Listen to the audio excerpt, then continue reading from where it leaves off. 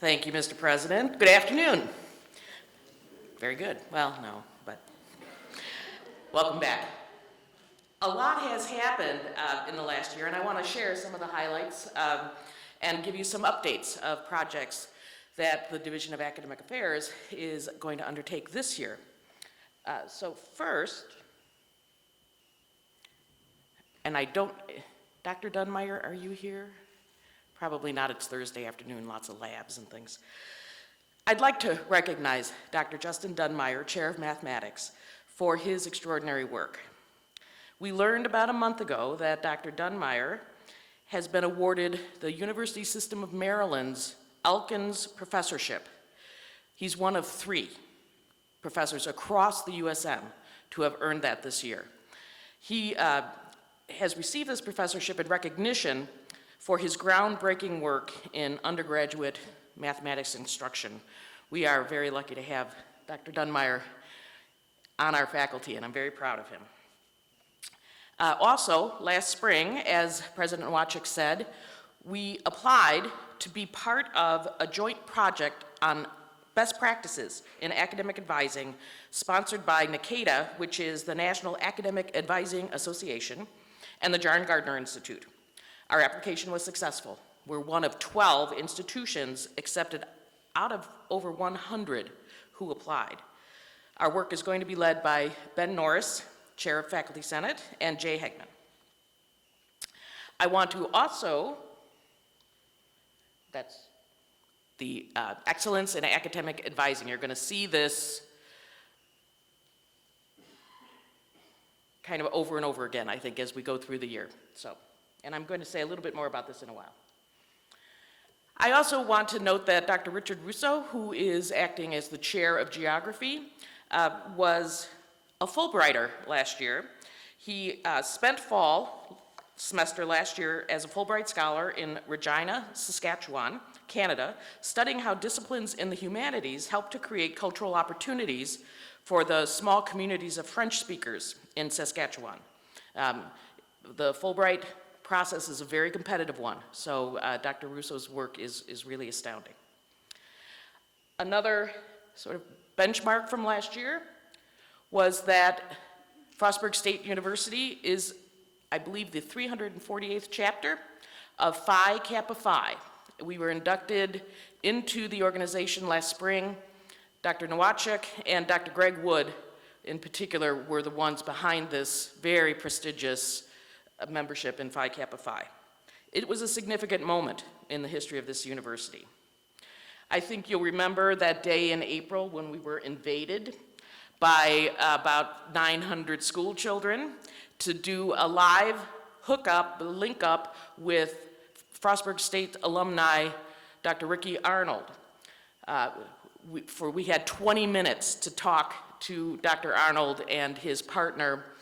They are on the International Space Station. They're still there, as a matter of fact. Dr. Arnold, I saw last week, was credited with a picture of a hurricane, the one that hit Hawaii, Hurricane Lane, on national news. So he continues to be very prominent for the United States. So we had so many children here. It was an astounding work of organization. Dr. Boyce Williams deserves a whole lot of the credit for this. It was really pretty astounding. We had 20 minutes and we had local school children asking questions. Other events that took place last year was, and these are some of my personal favorites, was the performance of Bus Stop last spring was one of the most amazing theater performances that I had encountered. We've also, of course, have the Appalachian Festival. It is going on right now this year. Another personal favorite, the Airmen of Note. We're here in March, early March, during Jazz Fest. They're just astounding performers. And it's my understanding, is Dr. Weber here? Do I see Dr. Weber? We're attempting not to get the Airmen, but another branch of the military jazz band here for Jazz Fest this upcoming year. Since it's not definite yet, I won't say who it is. Of course, Constitution Day which is in September. The library holds Constitution Day. The actual date is September 17th. Did I see Randy? What date is it this year? It is the 17th, okay. You can have a selfie with Ben Franklin. Always a thrill. And of course, Storybook Holiday was a huge smashing success last year, as was the Harry Potter book night. So there were all kinds of performances from theater, from music, some incredible art shows from the visual arts department, cultural events series, and it seemed like there were 4 or 5 things to do every week that involved the creative arts. Okay. So in other news, our gorgeous campus, we have just launched a search for a permanent dean of the College of Liberal Arts and Sciences. In fact, the search committee, which is chaired by Dr. Mike Flynn of Computer Science, met on Tuesday and received its charge from me and instructions from HR. We hope to have candidates on campus here before Thanksgiving and offers extended before the semester is over. In related news, I'm very happy to tell you that Dr. Boyce Williams, who has been serving as the interim dean of the College of Education, has agreed at the request of the college faculty, the majority of the college faculty, to stay on for a 3rd year. So the search for the permanent dean of the College of Education will commence next fall. Also, our searches for permanent associate provosts were successful at the close of the semester last year. Dr. Doris Santa Maria Macang has been appointed to the permanent post, and you'll see the picture of Dr. Nevada Winrow, who came to us from outside of the university. She's unfortunately ill today, but she has been here since July 5th, and I know quite a number of faculty have already had a chance to talk with her and meet with her. We're also working to make sure that searches for instructional positions are strategic and are timely, and that requests for the positions really align with those goals that you have in front of you and our strategic plan. We're committed to hiring that supports our enrollment priorities, that are guided by data, by our budget realities, and an overt commitment to diversity and inclusion. I've given the deans a deadline of September 17th for all tenure track search requests for positions to start next fall. We've welcomed about 1,300 or so new undergraduate students this year, both first-year students, as well as transfer students, readmits, and others, along with our returning undergraduates and our graduate students. We'll know how many, when we do our snapshot at census, which is next Wednesday. But wherever they are, Frostburg, Hagerstown, online, other sites, we know that we're all committed to providing every student with the best education possible. I'd like to celebrate, I think, Dr. Mike Mathias, Dr. Sally Bonice, Dr. Heather Cisneros, Dr. Justin Dunmyre, and Dr. Alicia Ruminski. They spent part of their summers here on campus working with various constituencies as they continue to work on the general education program review process. This committee's work is really vital to the intellectual health of our students and our general education program, and I thank all of those individuals, as well as the whole committee, for all that they are doing. I think that the revision, the general education revision, is going to be it's going to be a game changer, I think. For faculty, there are a few changes to the promotion and tenure process in that FSU has purchased access to the Interfolio Review, Promotion, and Tenure module. My office will be working with the Faculty Promotion and Tenure Permanent Status Subcommittee to ensure as problem-free a move as possible to the electronic promotion and tenure documentation as possible. Also, FSU has begun incorporating Portfolium, which is an e-portfolio software package for students, into ORI classes.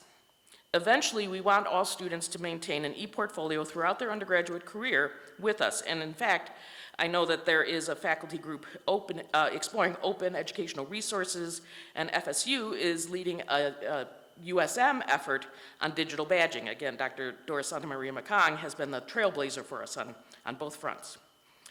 Programmatically, a few specific incentives include continuing to develop our physician assistant master's program in the Hagerstown campus.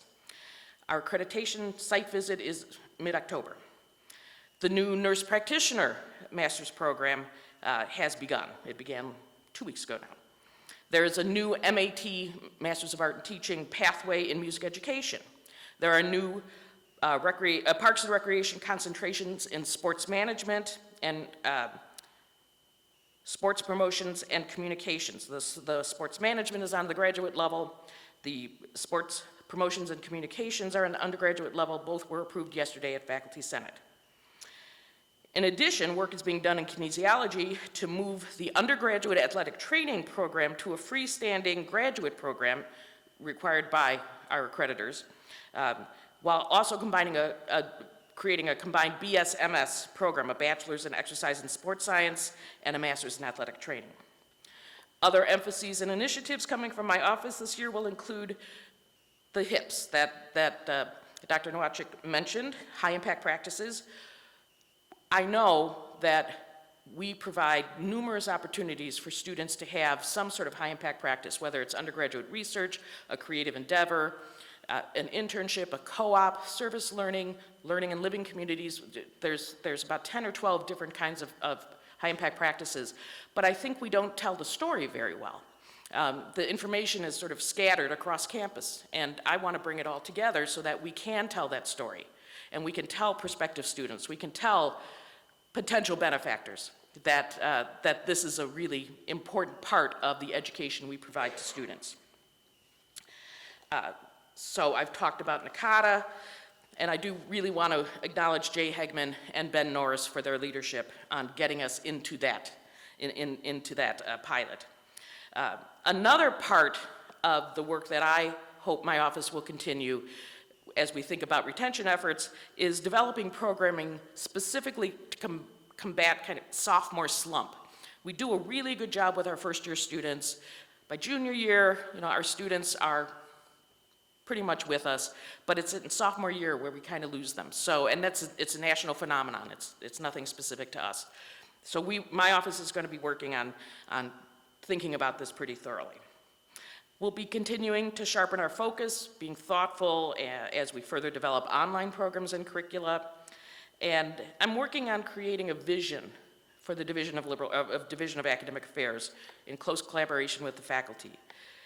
Together, I know we're going to be able to chart our future as a university. So I'm starting my second year here, and I'm still very proud to be part of the FSU community. One of the things I've learned about the faculty, and this is to take nothing away from staff, but I know the faculty better, some of the hardest working people I've ever seen. Dozens upon dozens of the faculty are working with students 50, 60, 70 hours a week, doing outreach, doing community service, some sort of wonderful work, and the power of those relationships that are being created is mighty. And I do have to say too, as the students have come back, one of the things that I think is FSU's greatest strengths is the power of our diversity and our inclusive community. I hope you have a wonderful year, and I'll be bringing Dr. Nowaczyk back.